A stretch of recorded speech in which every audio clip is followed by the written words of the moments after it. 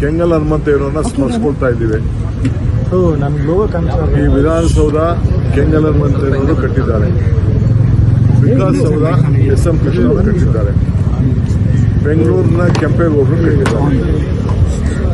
So ಇವತ್ತು ನಾವು ಸಾಕ್ಷಿ ಗುಡ್ಡೆ ಅಂತ ಏನು ನಾವು ಮಾತಾಡ್ತೀವಿ, ಆ ಸಾಕ್ಷಿ ಗುಡ್ಡೆಗೆ ಇವೆಲ್ಲ ಸಾಕ್ಷಿಯಾಗಿ ಇವತ್ತು ಉಳ್ಕೊಂಡಿದೆ.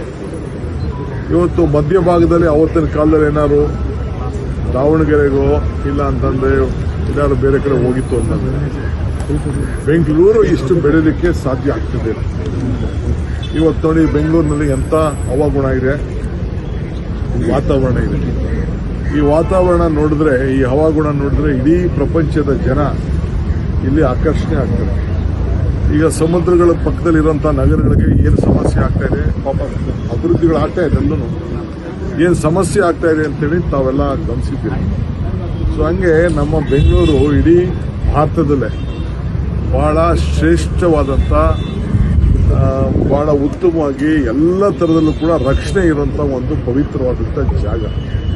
ಇದಕ್ಕೆ ಈಗೆಲ್ಲ ನಮ್ಮ ನಾಯಕರುಗಳು, ನಮ್ಮ ಮಾಜಿ ಮುಖ್ಯಮಂತ್ರಿಗಳಂತ ಕೆಂಗಲ್ ಹನುಮಂತೇವರು ಆಗ ಮುನ್ನುಡಿಯನ್ನು ಬರೆದಿದ್ದಕ್ಕೆ ನಾವೆಲ್ಲ ಇಲ್ಲಿ ಸೇರಿದ್ದೇವೆ. ಸೊ ಹಂಗೆ ಯಾರಿಗೇ ಆಗಲಿ ಯಾವುದೇ ಒಂದು ಅಧಿಕಾರ ಸಿಕ್ಕಿದಾಗ ಇಂಥ ಸಾಕ್ಷಿ ಗುಡ್ಡೆಗಳನ್ನು ಬಿಟ್ಟು ಹೋಗಬೇಕು. ಆ ನಿಟ್ಟಿನಲ್ಲಿ ನಾವೆಲ್ಲ ಕೆಲಸ ಮಾಡಬೇಕು ಅಂತೇಳಿ ನಾನು ಭಾವಿಸ್ತೀನಿ.